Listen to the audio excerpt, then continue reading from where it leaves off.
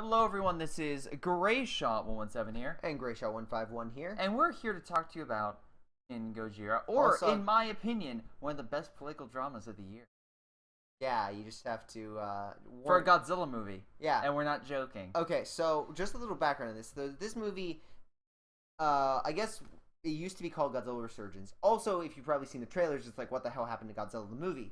But the major thing we'll note is this movie's going to get spoiler heavy very quickly. Before we attack Godzilla with a knife, the movie. Basically. But before we get any further, definitely recommend it. If you are new to the franchise, I would say definitely go dub. Go dub.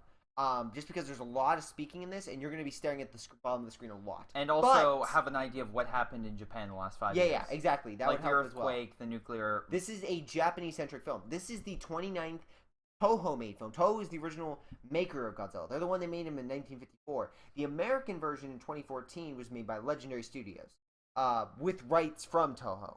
Toho, though, hasn't made a Japanese Godzilla movie since 2004. So this is really a return to form for them, and boy, do they hit it right. But again, if you are new to the franchise, again, if you're a Godzilla fan, this should be easy.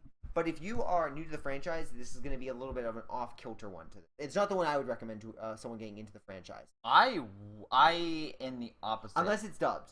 But if you see this movie dubbed, and it's the exact same language perspective, this would be a great Godzilla movie to start off with because it doesn't. It's its own separate movie. Every single other Godzilla movie, relates to the original, and then goes. The Showa series, aka all the Godzilla movies in the 50s, 60s, 70s, were all continuity, and they all kept going. So, which is funny because people are just like, the first cinematic universe. Like Godzilla did that for like 20-something years. But anyway, and then you have the Heisei series, which relates to the first movie, and then goes from like 85 to 95, and then all the movies from the 2000, 2004 the Millennium series, are just like barely connected at all, and kind of really they're pretty weird. much one-offs essentially, all except for one, which was from this guy actually, the Godzilla Tokyo SOS and Godzilla X Mechagodzilla, which is, by the way, my favorite Godzilla design personally, which is why I got this guy right here. In any case, for more spoiler heavy, we're going into spoilers now, so be warned. In any case, this movie, first off, we should know, is made by the director of Evangelion. So if you want crazy or a little bit out there, this is definitely your Godzilla interpretation. Essentially, Godzilla starts out. Okay, he basically has 4 forms. He pulls off Frieza.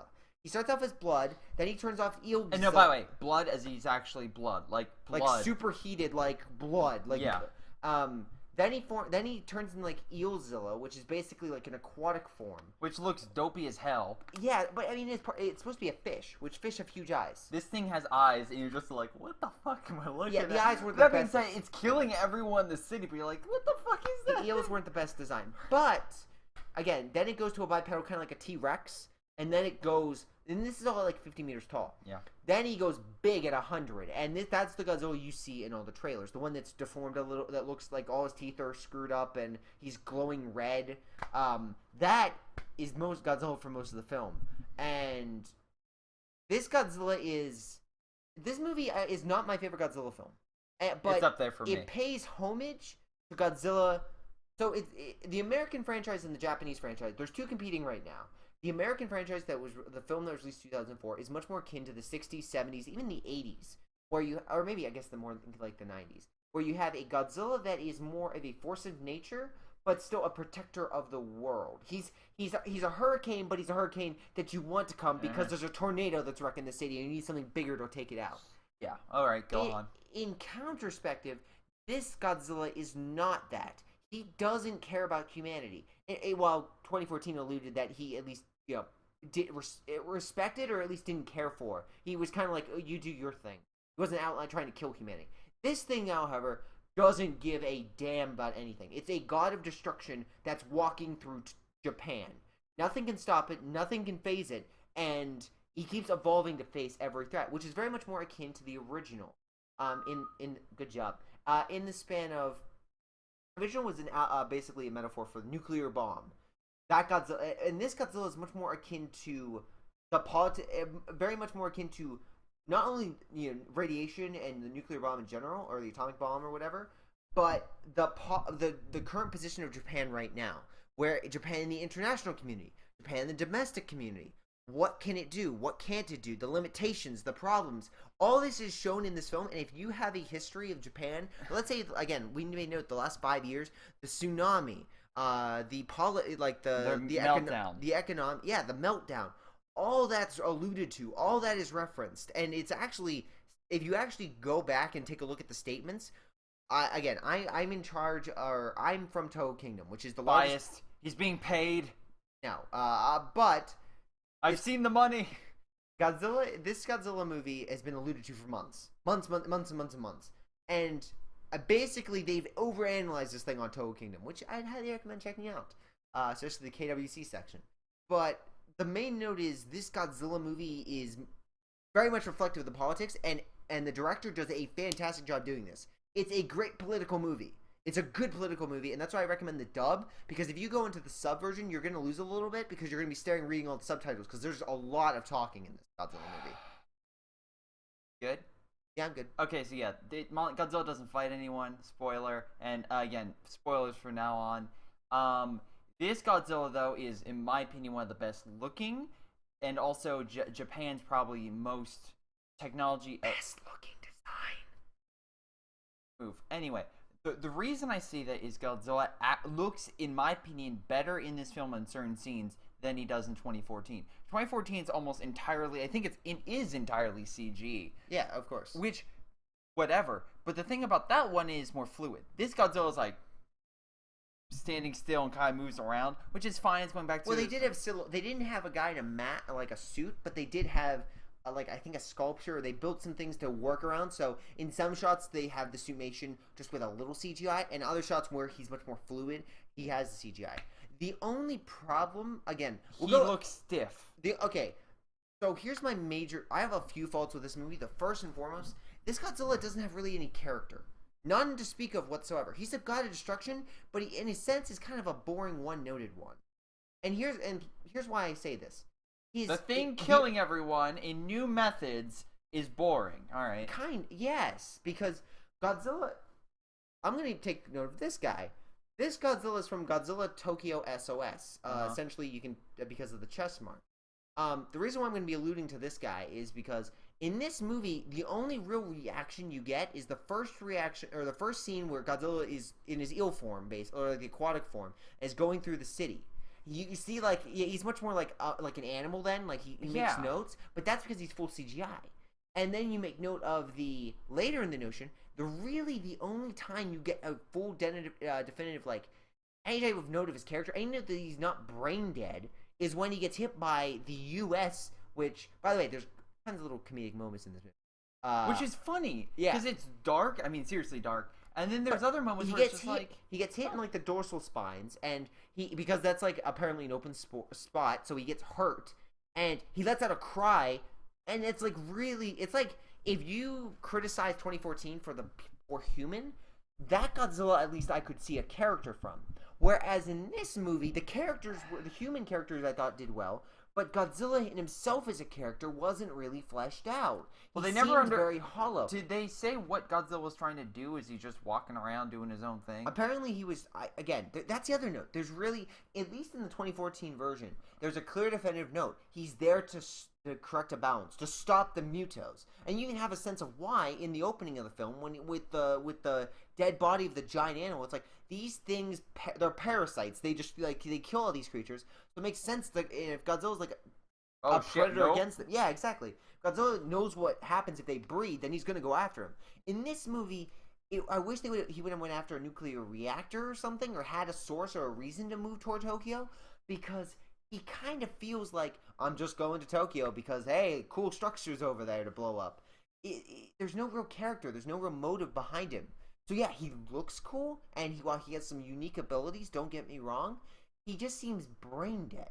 And again, this is also followed up is towards the end of the film, when they do something, and he doesn't... Okay, the first time he actually reacts. Yeah. But after, like, 3 minutes of them doing something to him. Well, again... And then, hold on. Enough. No, how they kill him is they have to literally dump... Essentially, coagulant to stop his radioactive heart, essentially. That way they can shut him down, like a reactor. Here's the thing, though. he's saying that's like, oh my god. First, limitation of It's technology. exciting. Limitation to technology. Secondly, you also have to admit, if you're literally stopping down, if your body is slowing down and you're just like having trouble, this is like you slowly getting into a coma. You're slowly going into a coma. The note I have in the counterpoint is his eyes. This Godzilla, again, reason why I keep pointing to this guy over here and why I like he can emote. This Godzilla, yeah, like, when this is what Godzilla I'm gets saying. fought, he emotes. He winces in pain. He roars. He like he has like a smart comment when he toys with the Mothras in this movie. Yeah, there's some emotion, and that's what I liked. Even 2014, Godzilla had emotion. He had character. Like after he kills the Muto, he lets out a sigh like, "Oh, thank God, one's dead." But oh shit, the mountain. Hold on. You're also, again, you know who Andy Serkis is, the one who emoted. So that's why if there's he a assisted, reason he didn't emote. Wait, shut it. If there's again, he assisted. But what I'm saying is, if you have someone like that putting like, this is how most likely, again, if you want to get the detail and like emote subtly without making it seem like it's a human, this is how you do it from the guy who currently is the star of the Planet of the Apes series. But again, that said, you can't expect, like, I didn't expect him to emote. I didn't expect him. He's a giant killing machine, and what's around him was so intriguing that I didn't care if Godzilla didn't have much. He's an animal who, guess what, like you said, is apparently this super creature put together by a scientist who may also... The ending of this movie, by the way, is just like, what the hell? Yeah. WTF moment. We're not even gonna say it here. It's just WTF. You can go look it up. But yeah, the U.S. president for life. Oh no. And like again, there are some jokey, hokey moments, but overall, I enjoy this Godzilla and the surrounding effect. Like after he does like his counterattack, is what I'll say. No, yeah, there's beautiful, breathtaking shot. And I'm not saying this Godzilla can't and light do great and dark, things. not just dark like the 2014 movie. It's like, can we please have some But for light? even the ending, I was so like the ending scene, like the whole with the trains and whatnot, is so exciting, and it was unique, it was cool. But the problem was, after that, they cut back to Godzilla. And he's like, for literally 3 minutes, you just see Godzilla like, and then suddenly he moves. It's like, what? Like, act at least like something. Move. Like, I almost feel like they should have had put an animatronic head there, because they do that for the films. Like 1985, whenever you see him roar or whatnot, or like the other ones, that's the animatronic head. I almost wish they would have done something where they would have put a head there and had it move, kind of like the older But that films. makes it look more fake. But the thing is, I would have taken fake but emotion over stiff but real. I like this. That's the reason why I didn't like Batman v Superman. Everything looked... Oh, everything looked fake in that movie. Yeah, it did. But everything looks fake. Stiff. It pulls you out a lot quicker. But again, just a little. There are moments when the CG doesn't hold up in this film. I'll give you that. A movement of, but there's not a moment that doesn't work. That like the Godzilla for this movie, I'm gonna say again, the beginning taking that again the shock of him out of the concept. Okay, let's get past this. Okay, the action sequences were also really good. Oh yeah, like there's a sequence where the military's fighting, and there's a shot of the bridge. I'm like, my God! Oh yes. There's the bridge literally goes into the air and comes and starts falling down. Does a flip and crushes a couple tanks, and not even that. There's a tank alive under there, and it's just like stuck. And I'm just like, sir, we can't move, sir. We're stuck. Help! But I'm just like, holy cow! And then also the shot where Godzilla is fighting the aircraft, and you just see the lasers shoot up in the sky with the missiles coming in. I'm just like, okay. Yeah, again, fantastic shots. Or the B-2 U.S. bomber coming in and gets hit, and it just turns, and gets hit again, and it just, that again. For a lower budget movie by American standard, this movie held up really well. And I'm just like, Toho, I want to, I don't know how you do this. And again, this would solve your problem. Add in another monster for Godzilla to fight. I think if they do it. Okay, look, this movie has made $75 million in Japan.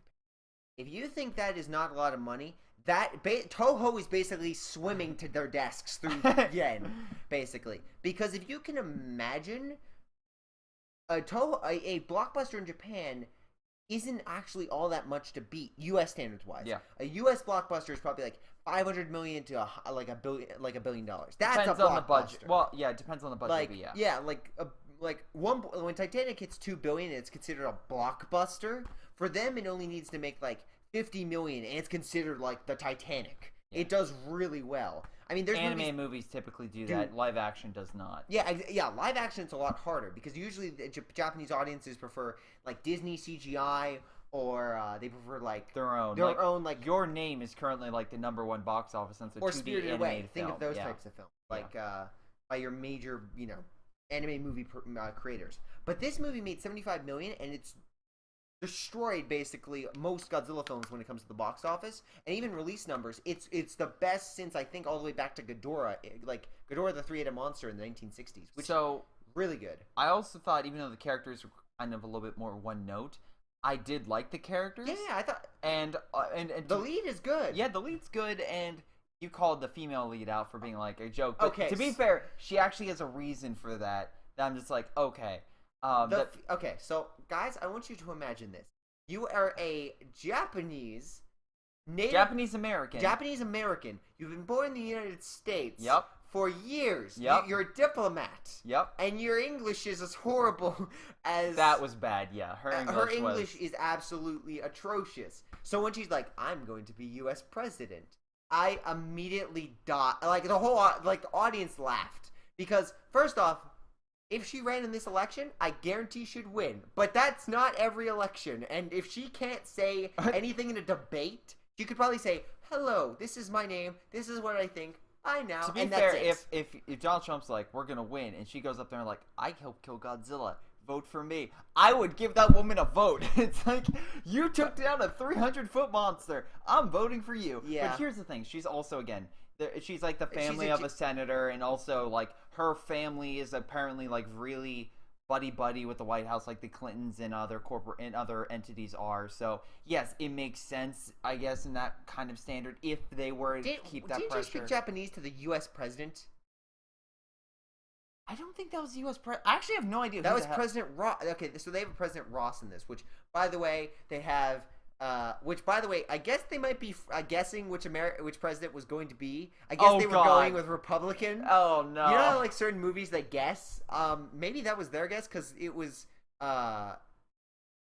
again, Ross, they didn't really show his face, but they could see his hands. And I was like, well, that's definitely not that's not Obama, and that's definitely not Hillary Clinton, unless she's Jesus really taking a lot of testosterone. So maybe they were betting on and Republicans. By the way, this movie does somehow relate to the 2014 move, right? Oh yeah, it does. I'm 90% sure, because they make note of the. Because I saw it online, and apparently they make note of this is not the Godzilla that attacked San Francisco. Yeah. Which also leads to note, which would be something cool, is if how that whole thing interacts. I don't think that there's no way in hell Hollywood's like, let's relate to that other movie that came out in Japan. Well, Toho owns the rights, so they get final dibs. Legendary can do whatever they want, but Toho is basically the ones back in Japan like, you guys can vote all you want, but we can say whatever we want because we own the rights. Yeah. I mean, to be fair, this Godzilla movie will probably earn 1/5 of what the American movie made. But that being said, that was in a Japanese box office, so overall, you can't say that. Well, it's made 75 million. That's probably where it's going to cap at. Yeah. U.S. wise, it probably make a few million. It probably is not going to make more because, again, my major note is if you wanted to make this film stand out, you got Funimation. Take like a few weeks and dub the film for God's sakes. Also, you would have made millions more. But there's Twitter posts stuff like that. I'm just like, you're literally showing me Japanese. There's text. Japanese text with U.S. subtitles, then with more Japanese text, and we're over that, and we're just like, why? The fuck? Why? All right, but anyway. But there are some other great little comedic moments in this, unintentional, but still works. Oh, and some also interesting scenes for camera use, like the actual camera use being the laptop. Yeah, like that was a cool scene. The other note is the bombers. Like when the bombers hit Godzilla and he gets hurt, all the Japanese start yelling USA, USA. Like that was go USA, and then Godzilla just destroys them in half the city. It's like okay, maybe we're not gonna say thank you anymore. Nice attempt. Yeah. I mean, to be fair, Japan, Japanese politics fucked up because like there was a time where it's like we don't think this thing can come onto dry land. Moment later, it's on dry land. Well, what the fuck? They make homage to the fact that it's the square inch or square. It's something. It's a lot basically. With depending on how large you are, the mass doesn't mean your body can't support yourself. But it's like an exponential growth type of function. Yeah. But the problem is, they use that and they're like, Godzilla physically could not support himself. Like, they have experts. They're like, yeah, Godzilla could not, be able to get out of land. They bring in experts. They're just like, yes, yes, yes. And the guy comes out like, that was a fucking waste of time. Because he literally, the next shot is like, the Japanese Prime Minister is like, Godzilla cannot get on land. What was that? He's on the land? Shit. Yeah, basically. But in any case, there's a lot of great, again, the politics in this movie, because you really get to see the bureaucratic, what do they do? Which department does this go under? And it sounds boring. There isn't really a ton of action, but Godzilla isn't enough to where I'm just like, okay, this is worth it. I think he's in the movie, 18 to 20 minutes long. So he's technically in there longer than the 2014 film. But he's spaced out, which makes it every moment you feel connected to Godzilla. And you don't, okay, and like I hate when people say, this much screen time. It's like, dude, Alien was barely in that movie, but the point in his own movie, that own movie. But the thing about the problem with Alien is it was around the entirety of the film. Like you felt the presence. That's why I felt about this Godzilla. You felt his presence. There's a countdown for. I'm not gonna say why, and you feel the hours go down as it gets closer and closer to something happening, and it's just like, oh no, and that's how you feel his presence without showing him. That's a good, clever way. The 2014 film's like, here's Godzilla, pull him away. I'm like, what the hell? And you don't feel his presence. Which again is something I think they'll be fixing for the next one. I hope so. But in any case, that'll be funny if they do it again, and this time they cut it back, and then they have a building of the people watching it, and the Godzilla just shoves the monster through the building. That would be a great reference. Yeah. But in any case, so final thoughts on the film. Again, I'm a major Godzilla fan, have been since I was young, and I work on a Godzilla site for God's sakes. But the thing I definitely make note is this. It's not my favorite movie, but it's a hell of a good movie, and I'm happy they made it, and I'm looking forward to the franchise. Same thing. In fact, they announced a Godzilla anime, which is going to be coming out next year. Godzilla 28. Wait, is this a TV movie or a movie? This is a full movie in Japan, like animated.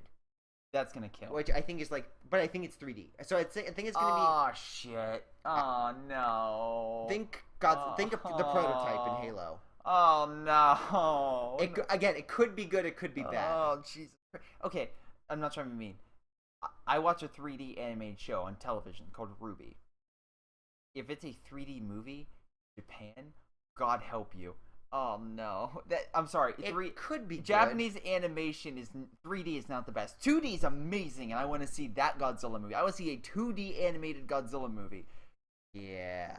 Any case, the other note is they also have Godzilla 2 coming out shortly in the next 2018. Godzilla King Kong. No, 2019. They delayed that, right? 2018 or 2019. Yeah. And then they also have King Kong coming out next year. Can't wait. And then you have King Kong versus Godzilla coming out in 2020. So if you are probably 2018, we're probably going to get another Godzilla film, if I have to say. From Japan is probably going to be really. They're definitely going to be getting a new one. There's too much money on the table. Toho is a fan of money. They're not going to avoid it if they have the chance. But after they're done swimming through it, they'll be like, "How can we repeat this?" Which they're not. This movie is a lightning in a bottle, and I think they might know that. But it's still a really good movie, and I'd recommend it even with its faults. In any case, this has been Greyshot 117 and Greyshot 151 coming at you, and we'll see you next time. See you next time, guys.